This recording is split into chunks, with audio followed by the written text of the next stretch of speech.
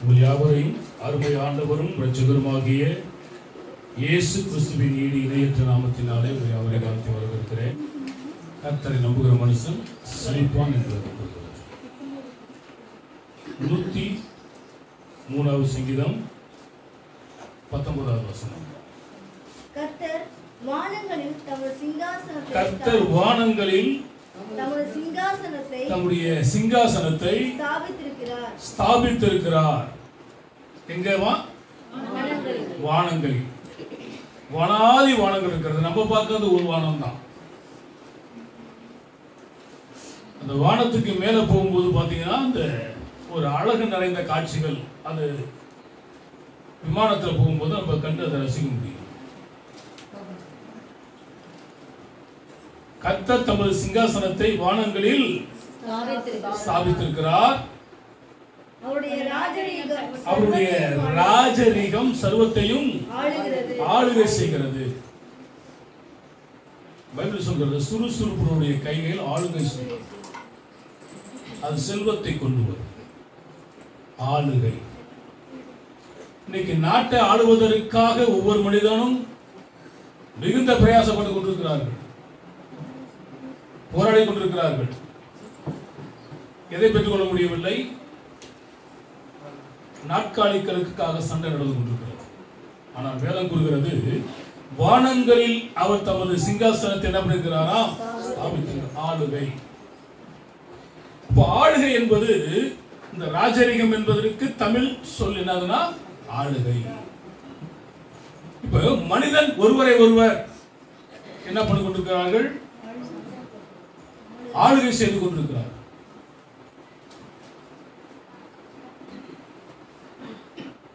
மனைவி கணவனை ஆளுகை செய்து கொண்டிருக்கிறார்.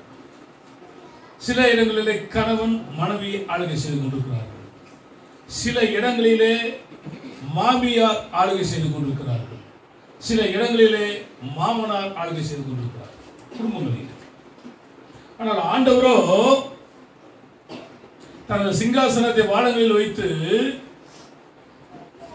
என்ன பண்றாரா? ஆளுகை செய்கிறார். Praise the Lord. Praise the Lord. Praise the Lord. நம்ம யார் ஆள்றா என்பதை நாம் யோசித்து பார்க்க வேண்டும். சிலரை மனிதர்களை ஆளுகை செய்கிறார்கள். சிலர் சாத்தானினால் ஆளுகை செய்யப்படுகிறார்கள். சிலர் தேவனால் ஆளுகை செய்யப்படுகிறார்கள். இதில் நாம் எந்த கூட்டத்தில் இருக்கிறோம்? மனிதன் நம்மை ஆளுகை செய்கிறானா? சாத்தான் நம்மை ஆளுகை செய்கிறானா? அல்லது தேவன் நம்மை ஆளுகை செய்கிறார் என்பதை என்ன பண்ண வேண்டும்? யோசித்து பார்க்க வேண்டும். ஏசாயாவின் புத்தகம் 6ஆம் அதிகாரத்தில் முதல் வசனத்தை நீங்கள் வாசித்து பாருங்கள்.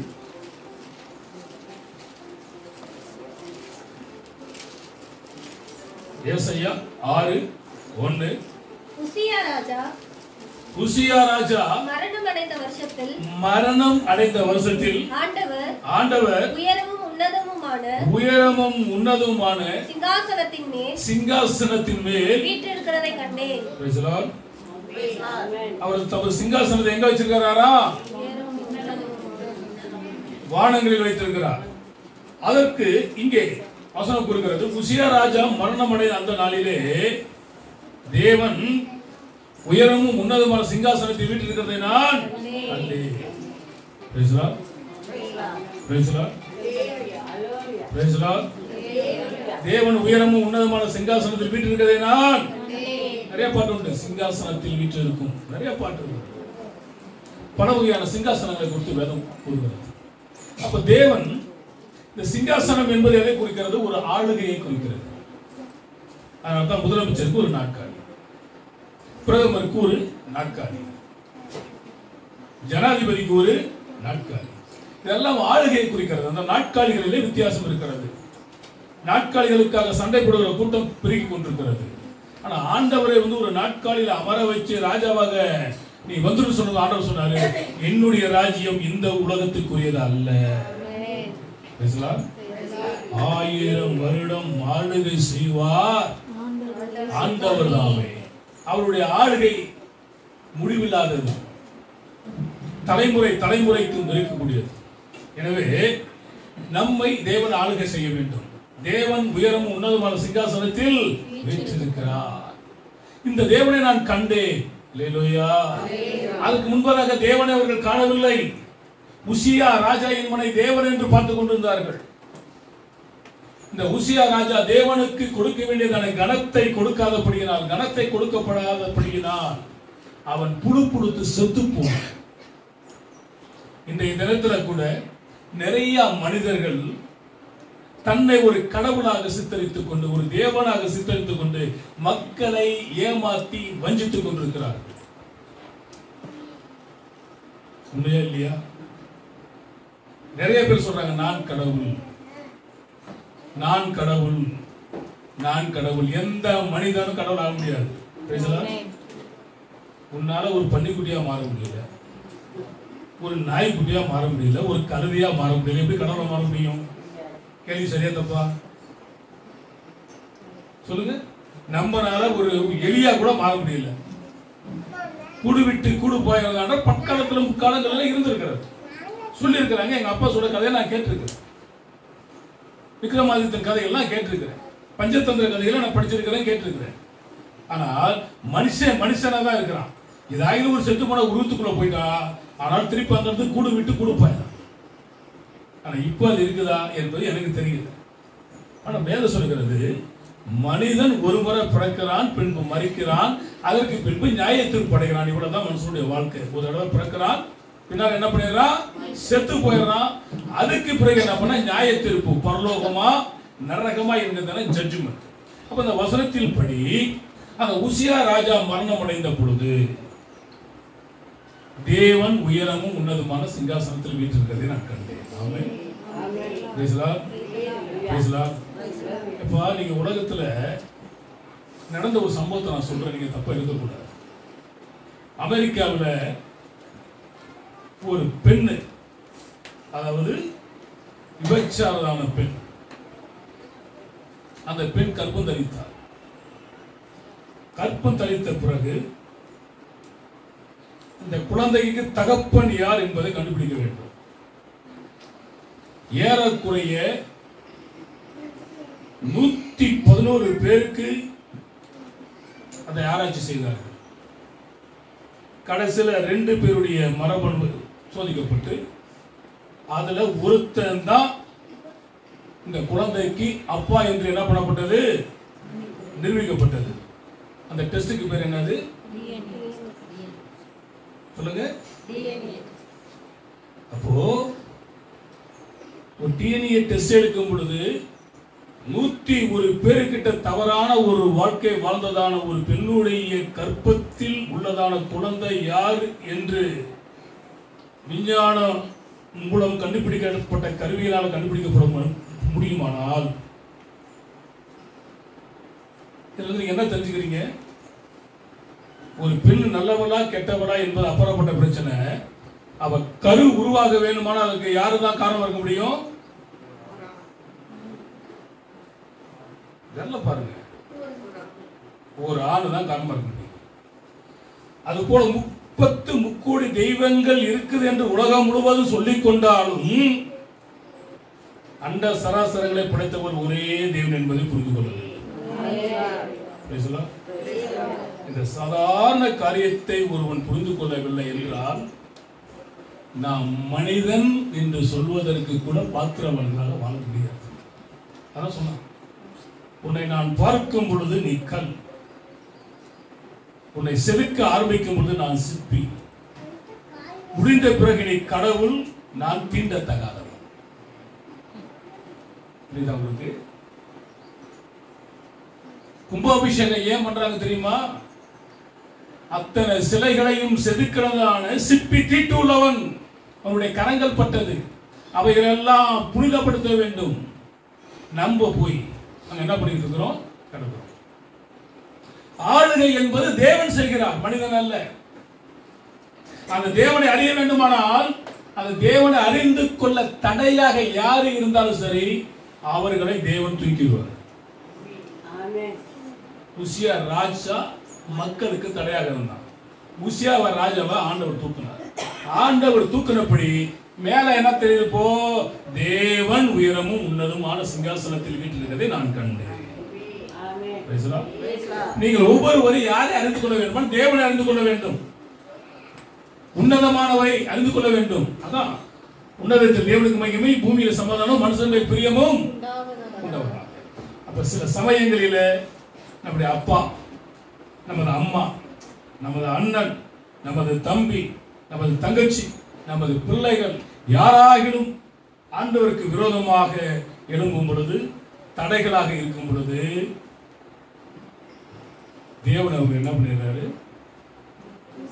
நம்புறீங்களா இல்லையா? நிறைய நடந்திருக்கு.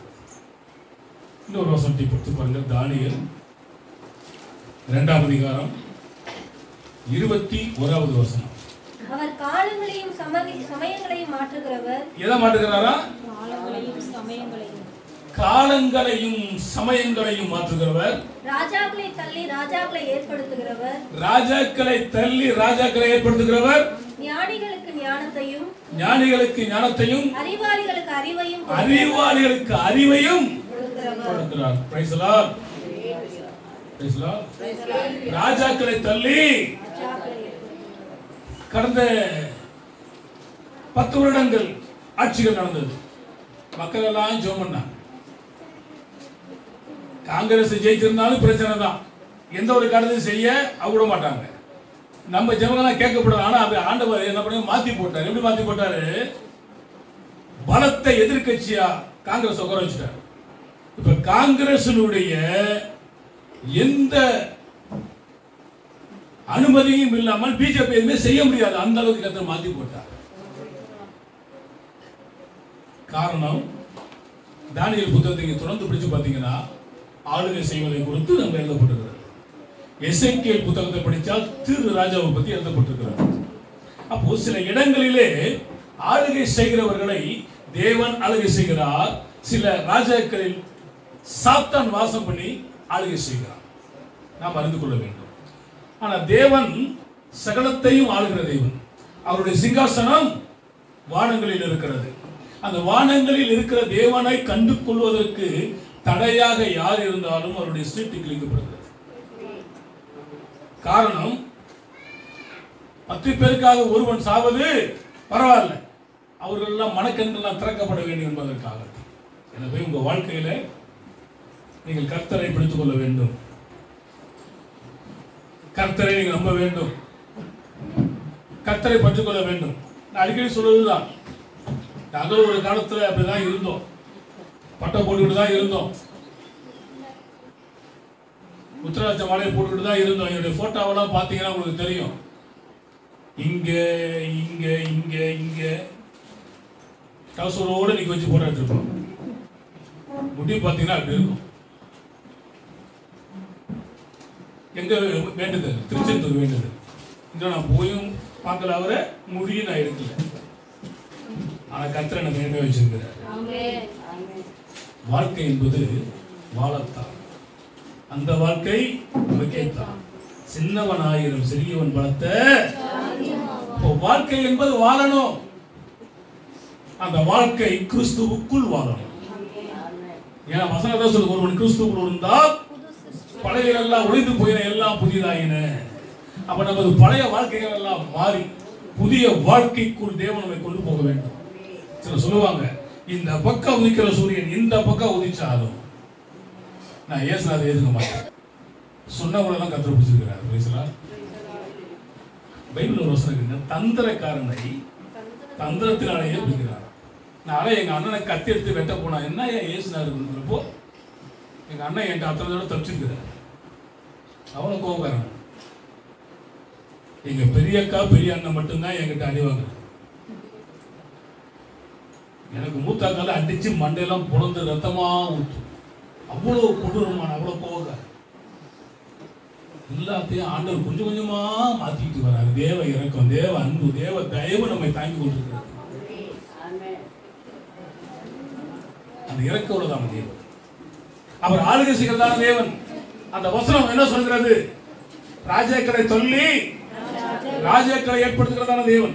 ஏன்னா அவரால் செய்ய முடியாத காரியம் ஆமென். எல்லாவற்றையும் செய்கிற தேவன் அவர் அல்லவா. முதலாவது தேவனையும் தேவனுடைய நீதியையும் அவருடைய ராஜ்யத்தையும் தேடுகிற அப்பொழுது இதெல்லாம் உங்களுக்கு கூட சேர்த்து கொடுக்கப்படும். அப்ப நம்ம தேவனை தேடுறதுல குறைய வச்சுட்டு எல்லாம் எனக்கு கிடைக்கணும் கிடைக்கணும் கிடைக்கணும் எப்படி கிடைக்கும் சொல்லுங்க. எனக்கு வேணும் எனக்கு வேணும் எனக்கு வேணும்னா வேலைக்கே ஒருத்தரும் போகிற மாச கடைசியில போய் சம்பளத்துக்கு என்ன கிடைச்சிருமா? கிடைச்சிருமா? கிடைக்குமாங்க? யார் வரை கிடைக்கின்றீங்க? கிடைக்காது. உண்மைதானா? அப்ப சரியா தேவனை தேடாத பொழுது, தேவனுக்கு செய்ய வேண்டியதை செய்யாத பொழுது, தேவனுக்கு கொடுக்க வேண்டியதை கொடுக்காத பொழுது நேரத்தை கொடுக்கணும். நேரத்தை கொடுக்கிறது இல்ல, நேரமே இல்லை. நேரத்தை கொடுத்த தேவனுக்கு நேரத்தை கொடுக்க நமக்கு என்ன இல்ல? நேரம் இல்ல, நேரமே இல்ல. உனக்கு எதுக்கு இந்த பூமியில நேரம்? உண்மையா இல்லையா? உண்மையா இல்லையா? எனக்கெல்லாம் எவ்வளவு பிரச்சனை வந்து தெரியுங்களா? நிக்கிறேன் பேசலாம் இப்போதும் நிர்மூலம் ஆகாமல் இருப்பது தேவனுடைய அவன ஸ்பீட்ல வந்து அடிச்சான் வண்டி.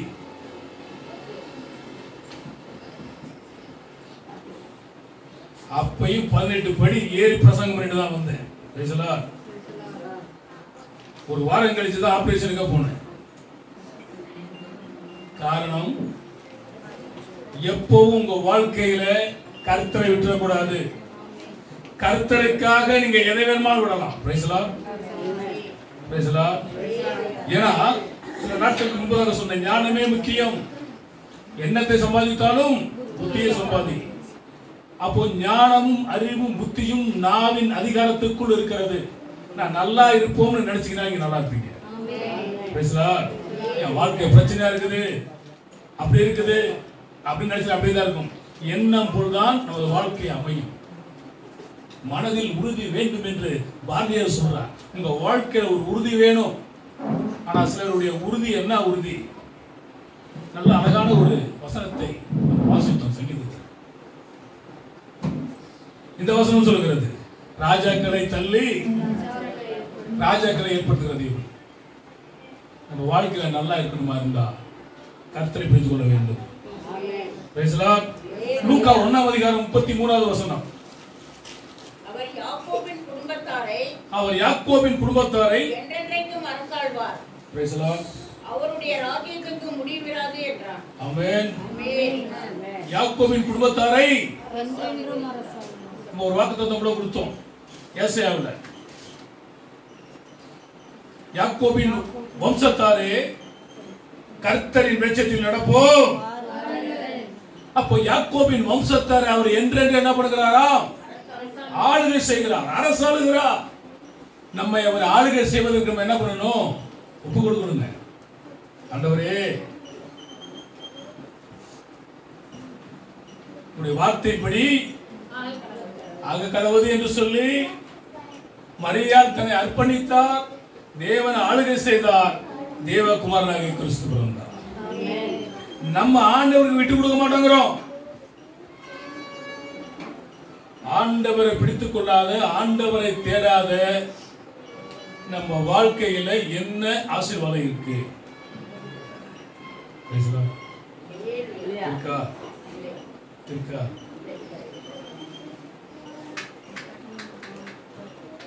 அப்ப ஆசீர்வாதம் கொடுக்கிறவர் யாரு? அப்ப அவரை பிடிக்கணுமா இல்லையா? என்ன இந்த ஊழியத்துக்கு அழைச்சது ஆண்டவரை தேடும் பொழுது ஞாயிற்றுக்கிழமை நான் போகாம இருந்ததே கிடையாது. என் வாழ்க்கையில ஒரு ஞாயிற்றுக்கிழமை மட்டும் மிஸ் பண்ணி இருக்கிறேன். மலேசியா தேசத்துல அங்க வந்து என்னன்னா வெள்ளிக்கிழமை தான் ஆராதனை, ஞாயிற்றுக்கிழமை கிடையாது. சில டிஸ்ட்ரிக்ட் மாவட்டங்களில் ஞாயிற்றுக்கிழமை வேலை இருக்கும், வெள்ளிக்கிழமை ஆராதனை இருக்கும். அப்படி அங்க போகும்போது ஞாயிற்றுக்கிழமைக்கு பதில் என்ன பண்ண வெள்ளிக்கிழமை ஆராதனை பங்கு பெற்றேன். அப்படி ஒரு ஆராதனை தான் நான் ரசிக்கப்பட்ட நாளில் இருந்து இந்த நாள் வரையில் நான் மிஸ் பண்ணிக்கிறேன். ஞாயிற்றுக்கிழமைக்கு பதில் அந்த நாட்டு சட்டம் என்னது? என்னைக்குதான் இஸ்லாமியர்கள் நாடுகள்ல வெள்ளிக்கிழமை வந்து ஆராதனை இருக்கும். நாட்களை விசேஷத்துக்கு கொடுக்கிறவன் கர்த்தருக்காக விசேஷத்துக்கு கொடுக்கிறான். அவரை நாம் பற்றிக் கொள்ளும் பொழுது நமது வாழ்க்கை அவர் யாக்கோபின் குடும்பத்தார் என்றென்றும் என்ன பண்ணுகிறாரா? அரசாளுகிறார். ஒரு பழைய பாட்டு கூட உண்டு. அக்கறைக்கு யாத்திரை செய்யும் சீயோன் செஞ்சார், ஓலங்கள் கண்டினி அவருடைய தமிழ் ஆக்கத்துல நல்ல அழகான அந்த பாட்டு. நாம் நமது வாழ்க்கையில நம்ம யார் ஆளுகை செய்கிறார் என்பதை யோசித்து பாருங்கள்.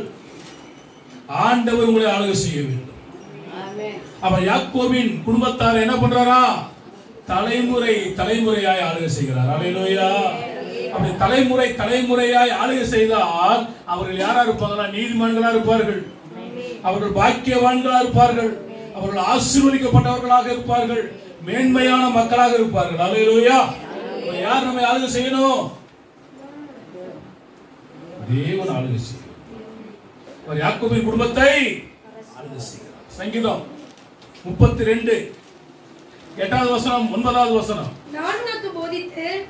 நான் உனக்கு போதித்து நீ நடக்க வேண்டிய வழியை உனக்கு காட்டுவேன். உன்மேல் என் கண்ணை வைத்து உனக்கு ஆலோசனை சொல்வேன்.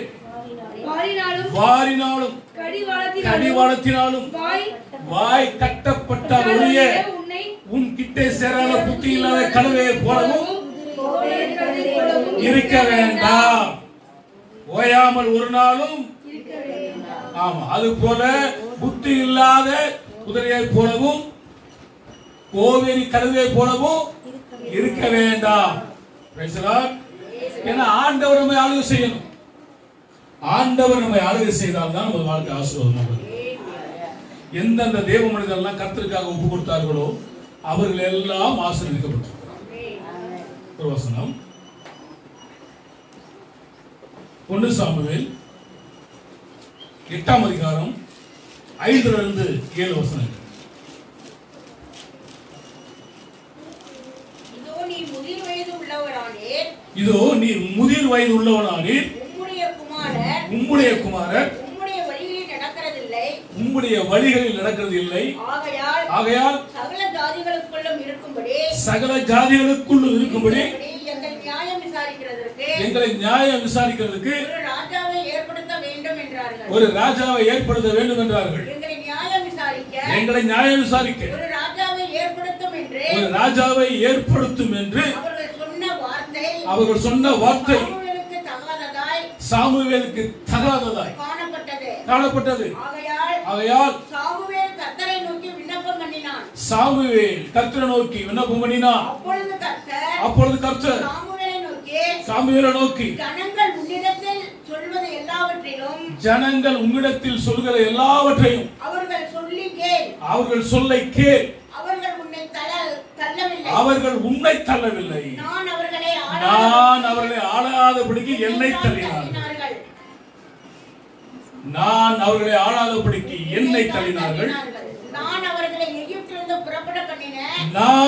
எகிப்திலிருந்து புறப்பட பண்ணின நாள் முதல் இந்நாள் மற்றும் அவர்கள் என்னை விட்டு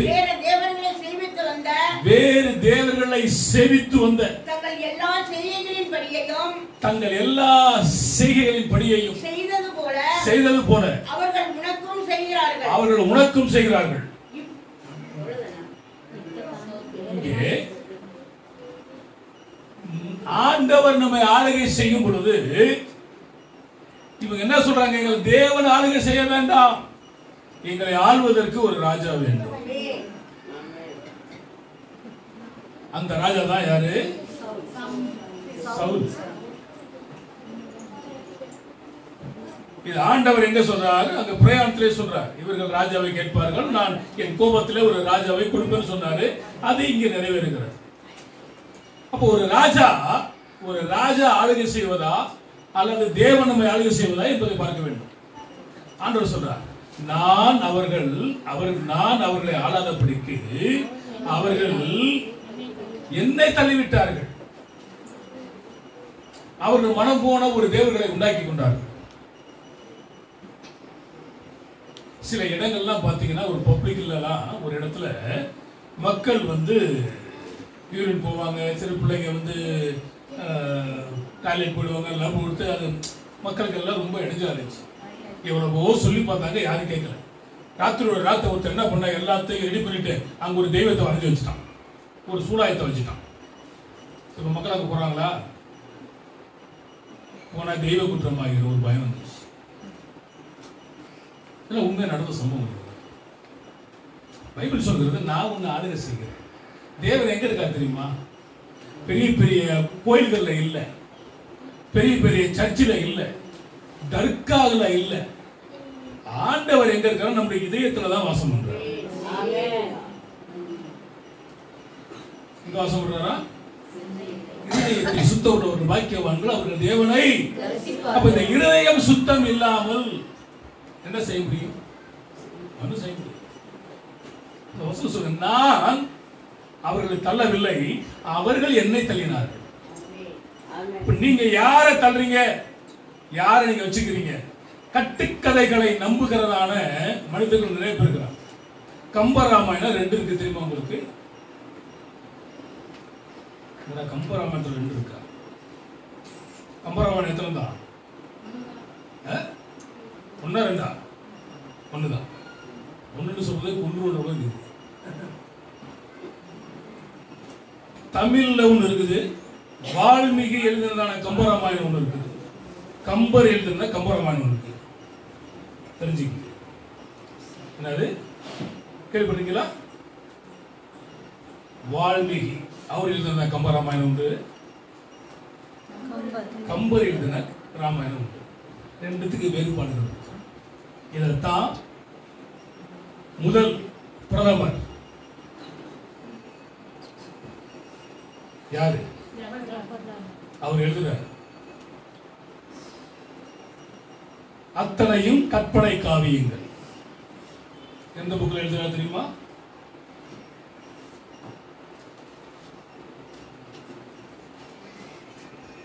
அந்த புக்கு பேரையால யோசனை பண்ணுங்க. அத்தனையும் கற்பனை காவியங்கள் என்று அவர் எழுதுறார். ஏன்? அவர் படிக்காதவரா? பகுத்தறிவு இல்லாதவரா? காரணம், அவர் படித்ததான படிப்பு எது உண்மை எது பொய் தெரிஞ்சிச்சு. ஆளுகை செய்ய வேண்டும். உண்மையில கண்ணை வைத்து உனக்கு ஆலோசனை சொல்லி, நீ நடக்க வேண்டிய வழியை உனக்கு நான் காட்டுவேன். உண்மையில கண்ணை வைத்து உனக்கு ஆலோசனை சொல்லுவேன். அப்போ கீழே சொல்றாரு, அடிக்கடி கடிந்து கொள்ளப்பட்டு நீ யாரை கூட இருக்க வேண்டாம். 9வது என்ன சொல்லுது? வாய்நாளும் கடிவாளத்தினாலும் வாய் கட்டப்பட்டால் ஒழிய உன்கிட்ட சில புத்தி இல்லாத குதிரையை போலவும் கோவேறு கழுதை போலவும் சொல்லுவாங்க. என்ன திட்டுவாங்க? கழுது. அதுக்கு என்ன இல்லையா? அறிவில்லாத கழுதை ஆண்டவரை சுமந்துச்சு. இப்ப நம்மளாம் யாரை சுமக்கிறோம்? ஆண்டவரை சுமந்தோம்னா அறிவு தானா வந்துருங்க. கழுதை கெட்டா எங்க போய் நிற்கும்? நீங்க ஆண்டவரை சுமக்கிற கழுதையா அல்லது குட்டிச்சவனை போய் முட்டிக்கிட்டு இருக்கிற கழுதையா? குட்டிச்சவனை என்ன இருக்கும்? நம்மளே மண்ணுதான். குட்டிச்சவனை என்ன இருக்கு தெரியுமா? நீங்க எல்லாம் தின்னு போட்டு எலும்பு கிடக்கும், சீவிர முடிகள் கிடைக்கும், எவ்வளவு அசுத்தங்கள் கிடக்குது எல்லாம் அங்கதான் கிடக்கும். எங்க? அப்ப கழுதை கெட்டாய்கள் ஆகிடும், குட்டிச்சவர் அது கெட்டு போயிடும். பைபிள் சொல்கிற தேவன் தம்முடைய ஒரே பேரான குமாரனை விசுவாசிக்கும் எவனோ அவன் கெட்டு போகாமல். நம்ம கெட்டு போக வேண்டும் என்பது தேவனுடைய விருப்பம் அல்ல, நல்லா இருக்க வேண்டும். நல்லா இருந்தா எங்க கூட்டு போயிருவோம் தெரியுமா? பரலோகத்துக்கு. Praise Lord. Praise Lord. ஒருத்தர் கெட்டு போது தேவனுக்கு சித்தம் அல்ல. நம்ம கண்ணை வைத்து ஆலோசனை நடக்க வேண்டிய வழிகளை அவர் காட்டுறாரு. இந்த நேரத்தில் இந்த சமயத்தில் இதெல்லாம் உங்களுக்கு நான் சொல்லியிருக்கிறேன்னு சொல்லி அங்க ரெக்கார்ட் ஆகிட்டு இருக்கோம். கேட்ட உங்க பேர் அங்க ரெக்கார்ட் ஆகும். நீங்க மனம் திரும்புறன்னு வச்சுக்கோங்களேன், ஐயோ ஐயோ நரகம் தெரியுதே, அங்கு கொழுந்து விட்டு நெருப்பு எரியுதே. எப்படி இருக்குது?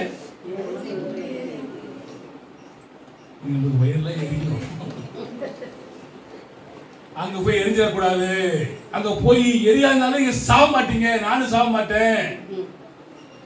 பூச்சி இருக்குமா, கடிச்சுட்டே இருக்குமா, நெருப்பு அவியவே அவியாதான், உயிரும் போகாதான். சாவுன்னு நினைச்சா கூட பைபிள்ல சொல்லுது, சாவு நம்ம விட்டு ஓடி போயிருமா. பேசலாம், படிச்சிருக்கீங்களா? சாவை தேடி ஓடுவார்கள், சாவு நம்ம விட்டு ஓடி போகும். சென்னையில இருந்து திருவண்ணாமலைக்கு போறான், போயிட்டு ஒரு இடத்துல வந்து சாமி தரிசனம் பண்ணிட்டு சொல்லிட்டு தன்னுடைய பிள்ளையோட மனைவியோட கூட செத்து போயிடறான். இன்னைக்கு பேப்பர்ல கேட்டா, நான் கடவுளை தேடி போகிறேன். செத்த பிறகு தேட முடியாது. பைபிள் சொல்லுங்க, செத்து போன வீரர் எழுந்து உம்மை துதிப்பார்களோ? துதிக்க மாட்டார்கள். நாசிகள சுவாசமுடைய யாவும் கர்த்தரை துதிப்பார். செத்து போனவன் துதிக்க மாட்டான். உங்க அப்பா வந்தாலும் வரமாட்டார், எங்க அப்பா வந்தாலும் வரமாட்டார், எங்க அம்மாவும் வரமாட்டார், உங்க அம்மாவும் வரமாட்டாங்க. பேசலாம், போனவன் போனானடி தோழி அப்படின்னு போயிட வேண்டியதான். பேசலாம், பேசலாம், முடிஞ்சு போச்சு, திரும்ப வர முடியாது. யாராயும் வர முடியுமா? உங்க அப்பா ரொம்ப நல்லவர் தான், உங்க அம்மா ரொம்ப நல்லவங்க தான். யாரு தன்னுடைய அப்பா அம்மா விட்டு கொடுப்பாங்க? திருடனை பெற்றதான அவங்க அப்பாவை பிள்ளை விட்டு கொடுத்துருவாரா? விட மாட்டார். யாரையும் விட்டு கொடுக்க மாட்டாங்க. எப்படி விட்டு கொடுத்தாலும் விட்டு கொடுக்காம போனா சரி. ஹரிச்சந்திரனுடைய வாழ்க்கையிலேயே பிரச்சனை. நம்மளா யாருங்க? ஹரிச்சந்திரன் யார் தெரியுமா? நீங்களா? புயலையே பிறந்து புயலையே வளர்ந்து புலவை பெருமானே அப்படின்ற மாதிரி நம்ம வாழ்க்கை இருக்கு. அவன் ஹரிச்சந்திரன். அதான் சொல்லுவாங்க, ஒரு ஹரிச்சந்திரன் வீட்டுக்கு பக்கத்து வீட்டுக்கார மாதிரி பேசுறாங்க. அவனுக்கு அதிர்ச்சி ஆகுது, என் புருஷனை தவிர யாருடைய கண்ணுக்கு இது தெரியாது. இவனுக்கு எப்படி தெரிஞ்சது? அப்பத்தான் இவன் தான் கணவன் என்பது தெரியும். சுடுகாட்டு அந்த அளவுக்கு தியாகமா வாழ்ந்ததான ஆட்கள் நம்ம நாட்டில் இருக்கிறாங்க. பேசலாம், அவங்க சொன்னது அவங்க நீதிகளை கேட்கணும், அவர்கள் நடந்த பாதையில நம்ம நடக்கணும். பொய்யே சொல்லாத உத்தம புத்திரனா வாழ்ந்திருக்கிறார். ஓசியா 13:11. நான் கோபத்தில் உனக்கு ராஜாவை கொடுத்தேன். உங்களுக்கு முன்னால படிச்சோம், எங்களை ஆளுகை செய்ய யார் தரணும்? அதுக்கு பதில் ஓசியா எழுதுறாரு பாருங்க. நான் கோபத்திலே உனக்கு ராஜாவை கொடுத்தேன். கோபத்துல கொடுக்கிறதுக்கும் சந்தோஷமா கொடுக்கிறதுக்கு வித்தியாசம் இருக்குதா இல்லையா?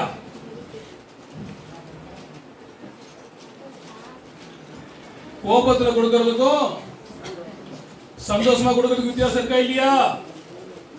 சொல்லுங்க, இருக்கா இல்லையா?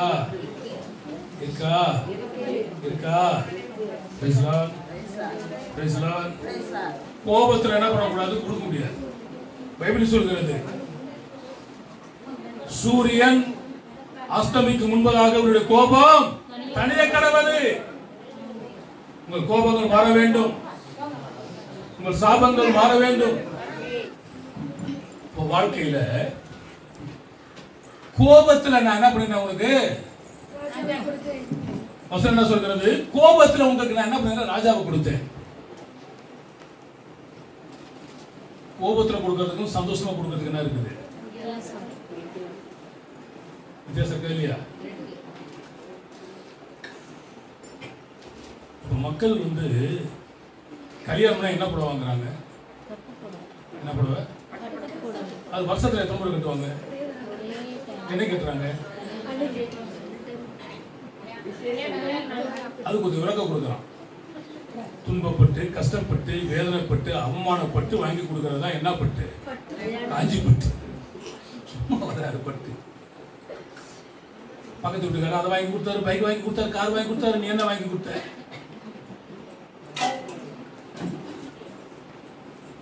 இவனு என்ன பண்ணுவோம்? வீட்டுக்கு போயிட்டு வந்துரு, காரை வாங்கிட்டு வந்து வச்சிருவோம். அப்படியே ஒரு ரவுண்டு கணவன் பண்ணி போயிட்டு ரவுண்ட் அடிச்சு அப்படி வந்து அப்படியே ஜம்ப் பண்ணிப்போம். நாங்களும் வாங்கிட்டோம்ல காரு. 3 மாசம் கழிச்சு கதரை கொண்டு போய் வண்டியும் கட்டாம இப்படியாப்பட்ட ஒரு வாழ்க்கை தேவை. மனம் என்பது நமக்கு இருக்கிறது போதும் என்கிறதான நிறைவா வாழ்வதுதான் வாழ்க்கை. அடுத்த வீட்டுல என்ன இருந்தா நாங்க நல்லா போய் பாருங்க, அவங்க வீட்டுல இல்லாததை எல்லாம் உங்க வீட்டுல கத்த கொடுத்துருப்பாங்க. அதுக்காக ஆண்டவருக்கு நன்றி சொல்றோம். அடுத்தவங்களோட எப்பயுமே உங்களை ஒப்பிடாது. அது போல சிலர் வாழ்க்கையில இவர் எனக்கு கணவரா வந்திருந்தாருன்னா நான் ஹெலிகாப்டர்ல பங்கெடுப்பேன், இவங்க எனக்கு மனைவியா இருந்திருந்தா பரவாயில்லையா, நல்லா பாடுறாங்க, ஐயோ உலக மக அழகிங்க இவங்க. ஒரு அம்மா ஒரு பேட்டில் சொன்னாங்க, வாட்ஸ்அப்ல நான் பார்த்தேன், இன்னொரு டிவி அதை எடுத்து அது ஒளிபரப்பு பண்றான். என்னையா தம்பி, காலையில இருந்து கூப்பிட்டு எங்களை பேச வச்சு பேட்டி எடுத்துட்டு போகும்போது அளவு வைக்கிறீங்க. என்னன்னா கேள்வியெல்லாம் கேட்டு இவரை குண்டா இருக்கிறீங்களே, இதுக்கு என்ன காரணம் கேட்டான். அப்ப அந்த அம்மா சொல்றாங்க, உலக அழகி ஐஸ்வர்யா கொண்டு போய் என் பிள்ளைகளை நிறுத்துப்பா, அம்மானு என்ன ஓடி வந்து கட்டி பிடிக்குதால் ஐஸ்வர்யா ராஜா கட்டி பிடிக்குதால் பாப்போம் அப்படின்னா. கரெக்டான பதிலா? காக்கைக்கு தன் குஞ்சு. அதனால என்ன இருந்தாலும் நீங்க பிள்ளைங்கள்லாம் போய் விட்டுருப்பீங்க, கார்ல பிள்ளைகளை கொண்டு வந்திருப்பாங்க, பைக்ல பெரிய பெரிய பைக்ல கொண்டு வந்திருப்பீங்க, நீங்க சைக்கிள்ல போய் இருப்பீங்க, பிள்ளை யார்கிட்ட ஓடியாது? என் கார்ல கூட போக வேண்டியதானே, அது தெரியும். அதுபோல நம்ம யார் என்பது தேவனுக்கு தெரியும். அவரை நீங்க பிடித்து கொண்டால் ஆசீர்வாதம். இது வந்து இன்ட்ரோடக்ஷனோட நான் முடிக்கிறேன். ஆளுகைனா நிறைய இருக்கு, அது பாயிண்ட மட்டும் சொல்லி நான் முடிச்சிடுறேன். ஒன்று பாவத்தின் ஆளுகை. என்ன ஆளுகை? தண்ணி அடிக்கிறது, கஞ்சா, இந்த மாதிரி எல்லாமே அதுடைய பாவத்தின் ஆளுகை. அந்த பாவத்திலிருந்து விடுதலை பெற வேண்டுமானால் ஆண்டவர் ஆளுகை செய்வார். பேசலாம். ரெண்டாவது சாத்தான் நம்மை ஆளுகை செய்வார். ஒரு சாத்தான் நம்மளை பிடிக்கிறானா அதுக்கு 10 காரியம் இருக்குதுங்க. எத்தனை காரியம் இருக்குது? எத்தனை காரியம் இருக்குது? சாத்தான் நம்ம ஆளுகை செய்யறானா, எங்க அப்பா அதை செஞ்சாரு நான் அதை செய்யறேன், எங்க அம்மா இதை செஞ்சாங்க நான் இதை செய்யறேன், எங்க தாத்தா இதை செய்தாரு நான் அதை செய்யறேன், எங்க பாட்டை இதை செய்தாரு அதை நான் செய்தேன். இப்படி எல்லாம் நம்ம போகும் பொழுது சாத்தான் நம்ம விட்டு போவார். சாத்தான் மேல் தேவன் ஆளுகை செய்கிறார். ஒரு 4 வசனம் மட்டும் போட்டுக்கலாம். 8:2 ஒருத்தர் கிறிஸ்து இயேசுவினாலே ஜீவனுடைய ஆவியின் பிரமாணம் என்னை பாவம் மரணம் என்பவைகளின் பிரமாணங்களில் நின்று விடுதலை. Praise Lord, praise Lord. சாத்தான் உங்களை ஆளுகை செய்யக்கூடாது. உங்களுடைய பாவம் அது அகன்று போக வேண்டும். இயேசு உங்களை ஆளுகை செய்ய வேண்டும். அதுக்கு நம்ம அர்ப்பணிக்கணும். ஆண்டவரே நீர் என்னை ஆளுகை செய்யும். Praise Lord. வாரும் தூய ஆவி அப்படின்னு சொல்லி அவரை கூப்பிடணும். என்ன ஆளுகை செய்யும் என்று சொல்லி அர்ப்பணிக்கணும். இரண்டாவதாக 1 யோவான் 2ஆம் அதிகாரம் 13-14 வசனங்கள். 1 யோவான் 2ஆம் அதிகாரம் 13-14 வசனங்கள். பிதாக்களே ஆதி முதல் இருக்கிறவரை நீங்கள் அறிந்திருக்கிறதினால் உங்களுக்கு எழுதுகிறேன். வாலிபரே பொல்லாங்கனை நீங்கள் ஜெயித்ததினால் உங்களுக்கு எழுதுகிறேன்.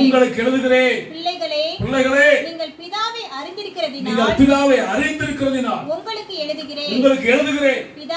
பிதாக்களே ஆதி முதல் இருக்கிறவரை நீங்கள் அறிந்திருக்கிறதினால் உங்களுக்கு எழுதுகிறேன். வாலிபரே நீங்கள் பலவான்களாய் இருக்கிறதினாலும் தேவ வசனம் உங்களில் நிலைத்திருக்கிறதினாலும் நீங்கள் பொல்லாங்கனை ஜெயித்ததினாலும் உங்களுக்கு எழுதுகிறேன். அல்லேலூயா. யாரை ஜெயிக்கணுமா? போன்ல ரம்மின்னு வருதுங்க, அதை ஜெயிக்க முடியலங்க.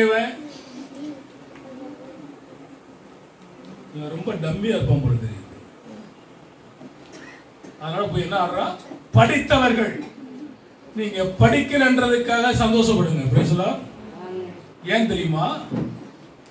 நிறைய பேர் படிக்கிறதுனால தான் அவன் கேட்கிற கேள்வி என்னன்றது அவன் புரிஞ்சுக்கிட்டு ஆங்கில அறிவை வச்சுக்கிட்டு அதுல வந்து என்ன பண்றான்? கிளிக் பண்றான், விளையாடுறான், அத்தனை பணத்தை இழந்து போயிடுறான். எதனால? ஒண்ணுமே படிக்க தெரியலன்னு வச்சுக்கீங்களேன், அவன் அழகா அதை தள்ளி விட்டுட்டு அவன் போயிடுறான். Price the Lord. Praise the Lord. சில சொல்லுவாங்க படித்திருந்தவன் என்னவா இருக்கிறான்? அப்போ உங்க வாழ்க்கையில நீங்க படிக்காததுக்காகவும் சந்தோஷப்படணும். நம்ம நாட்டில் ஒருத்தர் சொல்லுவாங்க, படிக்காத யாரு? காமராஜர். என்ன இல்லையா? நீங்க போய் பார்த்தீங்களா படிக்கிறேன்னு?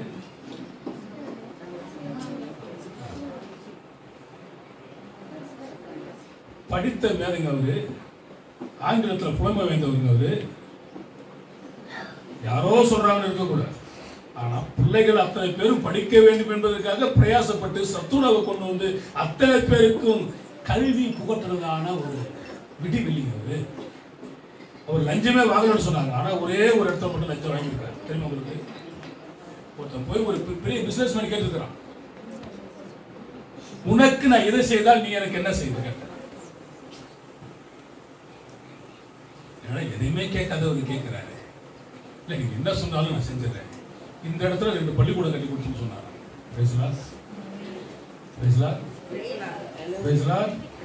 நீங்க என்ன பண்ணு, இந்த பள்ளிக்கூடம் அதுதான் அவர் வாங்கினார் லஞ்சம். யாருக்காக வாங்கிட்டாரு? மக்களுக்காக. இந்த மாதிரி மக்கள் சேவை. அதனால தான் அவருடைய மக்கள் மனதில் இந்த நாள் வந்து வாழ்ந்துட்டு இருக்கிறார்.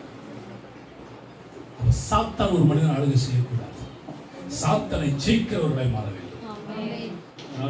சொல்லுவாங்க, சைத்தான் சைக்கிள் வர்றாங்க. நம்ம அக்கா எஸ்தா ரமணியக்கா இருக்காங்க பாருங்க, அவங்க பேசாம நடந்து போனாங்க. ஒருத்தர் வந்து எதிரப்புறம் வந்து காரை விட்டான். 1.5 லட்சம். எவ்வளோ? இப்படிதான் அவன் சைக்கிள்ல வருவான், மோட்டார் சைக்கிளையும் வருவான், கார்லயும் வருவான், நடந்து வருவான். ஆனா ஆண்டவர் நம்ம அழிவுக்கு தப்பி வைக்கிறார், பிரச்சனைகளுக்கு தப்பி வைக்கிறார், போராட்டங்களுக்கு தப்பி வைக்கிறார், நிந்தைகளுக்கு தப்பி வைக்கிறார். எத்தனை சூழ்நிலைகளில மரணத்திலிருந்து நம்ம ஆண்டவர் காப்பாத்திருக்கிறார். அந்த அக்காவுக்கு இப்ப மரம் வந்துச்சு பார்த்தீங்களா? அவங்க வீடு ஃபுல்லாவே தண்ணி. சொல்லுவாங்க, நானும் சொல்றேன். கர்த்தர் கிருபையை பாதுகாத்து சொல்றீங்களா? ஒரு நிமிஷம் வாங்க சொல்லுங்க. ஆண்டவர் எப்படி பாதுகாத்தாரு சொல்லுங்க. ஒன்றும் பிரச்சனை இல்லை. கொஞ்சம் வழி விடுங்கம்மா. இன்னைக்கு ஆண்டவர்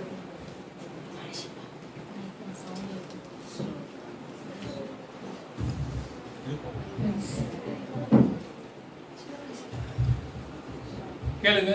ஆண்டவர் எப்படி பாதுகாத்தாரு, சாத்தானை எப்படி ஆளுகை செய்வது கேளுங்க. கழிவாங்க. ஹல்லேலூயா, ஹல்லேலூயா. இன்றைக்கு உங்க மத்தியில நான் இருக்கிறேன்னு சொன்னா தேவனுடைய கிருபை தான். இல்லைன்னா மறித்து இன்றைக்கு 18 நாளைக்கு மேல ஆயிருக்கும். அந்த அளவுக்கு ஒரு பிரச்சனை எனக்கு வந்தது. ஆனாலும் தேவன் சத்ருவின் கிரியை முறியடிக்க தேவன் எனக்கு அந்த நேரத்தில் ஞானத்தையும் புத்தியையும் கொடுத்து தப்புவிக்க, ஜீவனை பாதுகாக்க தேவன் உதவி செய்தார். கடந்த 13ஆம் தேதி மழை, 12ஆம் தேதி மழை பெஞ்சுது.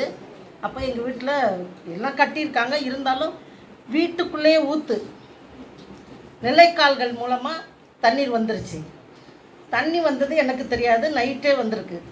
நான் நல்லா தூங்கிட்டு காலையில் என்ன ஜிலு ஜிலுன்னு சத்தங்க இதாக கேட்குதே, ஒரு உணர்வு வருதுன்னு சொல்லிட்டு எந்திரிச்சேன். எந்திரிக்கும் போதே கட்டிலேருந்து கீழே விழுந்துட்டேன். கட்டிலேருந்து உருண்டு விழுந்தோடனே பார்த்தீங்கன்னா என்னடா இவ்வளோ தண்ணி கிடக்குதுன்னு பார்த்தா, அப்புறம் துணியெல்லாம் மாற்றிட்டு மத்தியானம் 1 மணி வரைக்கும் என் வீட்டுக்குள்ளே தண்ணி நிற்கிது. பக்கத்து வீட்டில எல்லாம் மோட்ரு வச்சு எடுத்தாங்க. நான் ஆள் தேடினா கிடைக்கல எடுக்கிறதுக்கு.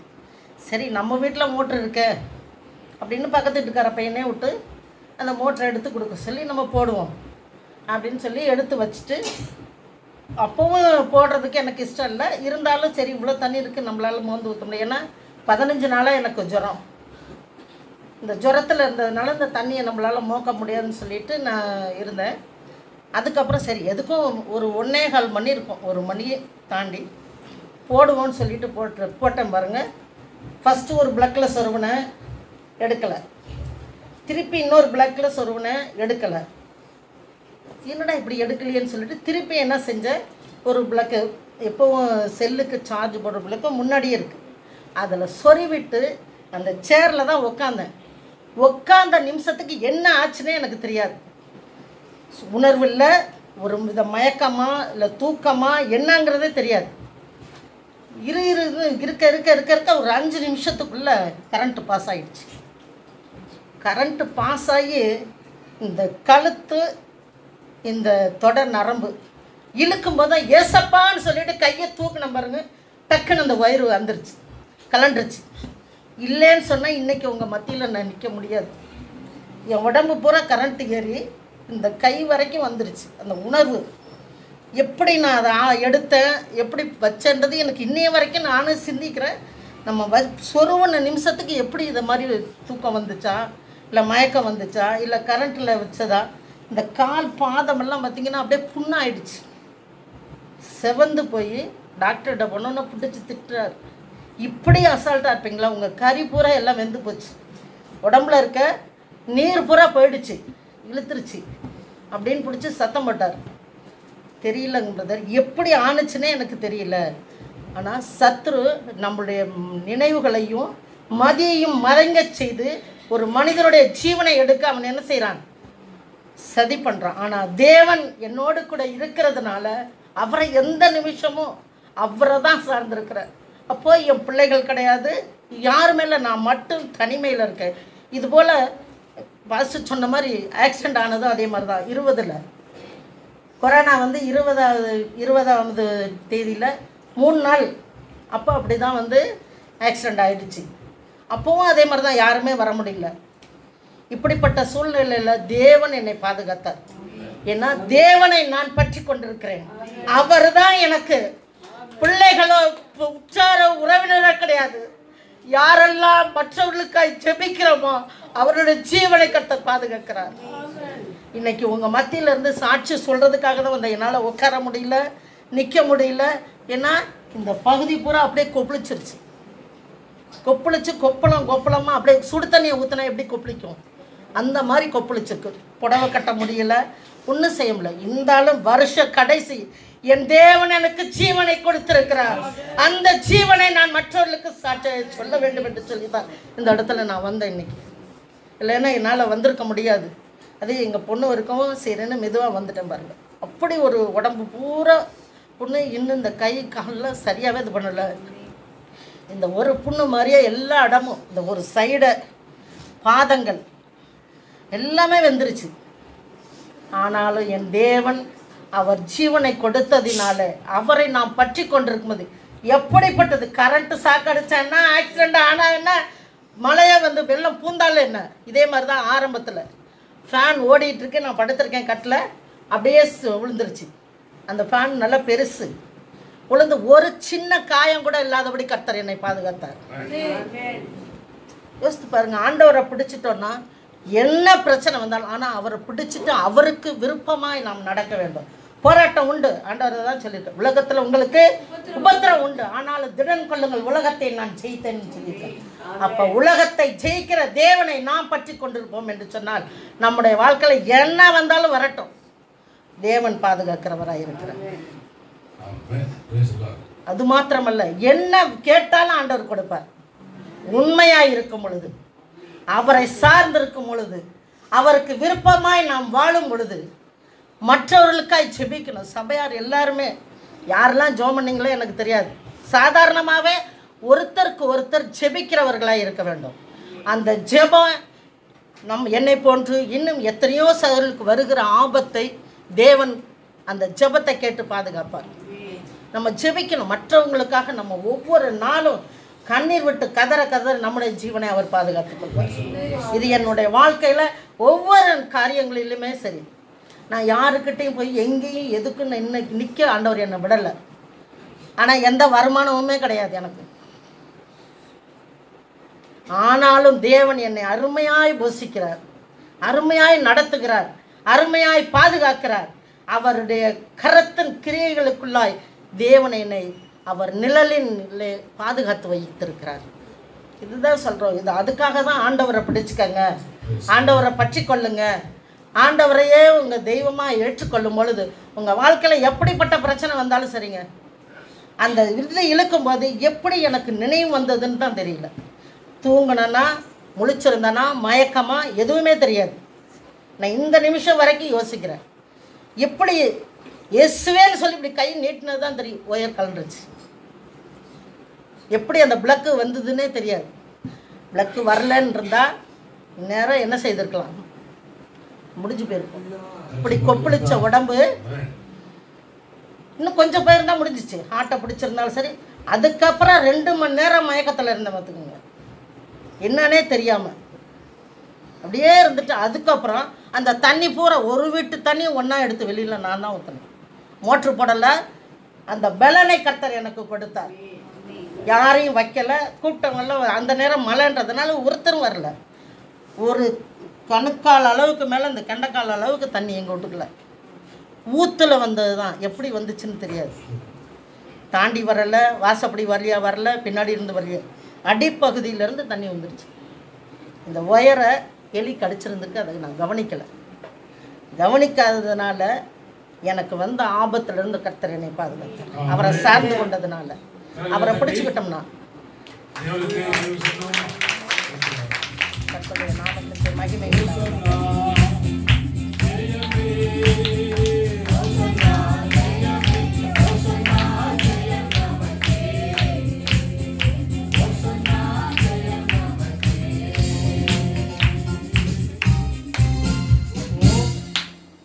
சாத்தான் நம்முடைய எப்ப அழிக்க நினைக்கலாம்.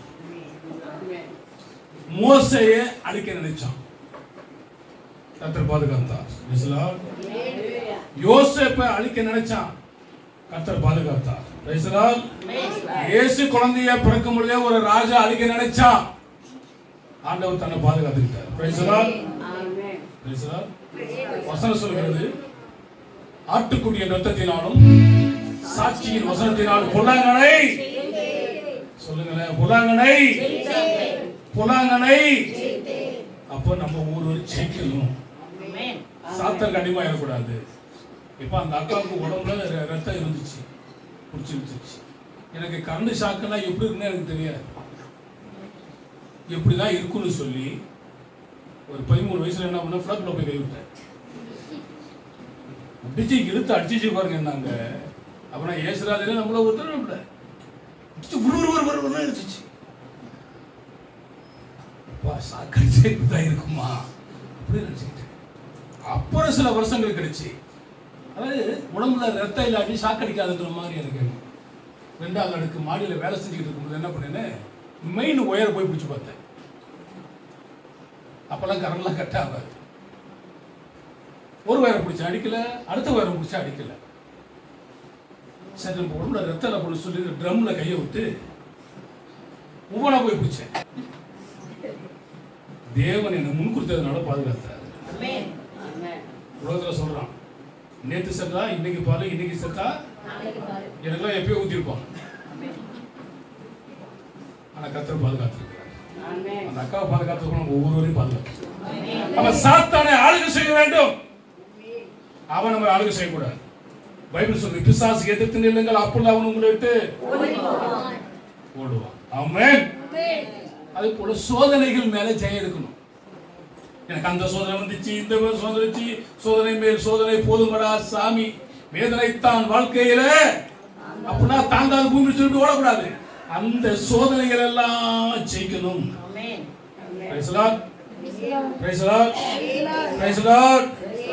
ஆபிரகாம் அந்த சோதனை ஜெயித்தான், யோசேப்பு ஜெயித்தான், யோசுவா ஜெயித்தான், யோபு ஜெயித்தான், மோசே ஜெயித்தான், பவுல் ஜெயித்தான். இவர்களெல்லாம் அந்த விசுவாச சோதனை ஜெயம் எடுத்தது போல நீங்கள் நானும் ஜெயம் எடுக்க வேண்டும். ஏன்னா மனுஷருக்கு நேரிட சோதனை எல்லாம் வேறு சோதனை உங்களுக்கு. 3வது பாயிண்ட். 4வது பாயிண்ட் வந்து தடைகள் எதிர்ப்புகள் மேல ஜெயம் எடுக்கணும். சிலர் நம்மள மிரட்டி பணி வச்சு பார்ப்பாங்க, பயப்படக்கூடாது. ஏன்னா தேவன் நம்மை ஆளுகை செய்கிறார். அவர் ஆளுகிற மேல காணப்படும். அவர் உயர்வு உன்னதமான சிங்காசனத்தில், ஆமா, வானங்கள் மேல ஒரு சிங்காசனம் இருக்கிறது. செங்கடல் பிறக்கும் பொழுது தேவனுடைய ஆளுகை. அங்க எதிர்ப்புகள் வருகிறது, நீ போகாத. ஆனா மீறி போனாங்க, உனக்கு ஆண்டவர் புதிய வழிகளை திறப்பார். ஆமென். ஆமென். உங்களுடைய எதிரிகள் இருக்கலாம், அவங்க குறித்து நீங்க அஞ்ச வேண்டாம். பைபிள் சொல்கிறது, அவர்களை தேடியும் ஏன்னு கேட்டா கடைசி ஒரு வசனம் சங்கீதம் 97:1 வாசித்து முடிப்போம். கர்த்தர் ராஜரிகம் பண்ணுகிறார். கர்த்தர் ராஜரிகம் பண்ணுகிறார். பூமி பூரிப்பாகி திரளான தீவுகள் மகிழ கடவுது. திரளான தீவுகள் மகிழ கடவுது. கர்த்தர் ராஜரிகம் பண்ணட்டும். பூமி பூரிப்பாகவும் மாத்திரமல்ல, உங்களுடைய இதயங்களும் பூரிப்பாகட்டும். கர்த்தர்கள் சந்தோஷமா இருங்கள், மகிழ்ச்சியாக இருங்கள். ஆண்டவர் தாமே உங்களை அவரையும் ஆசீர்வதிப்பாராக.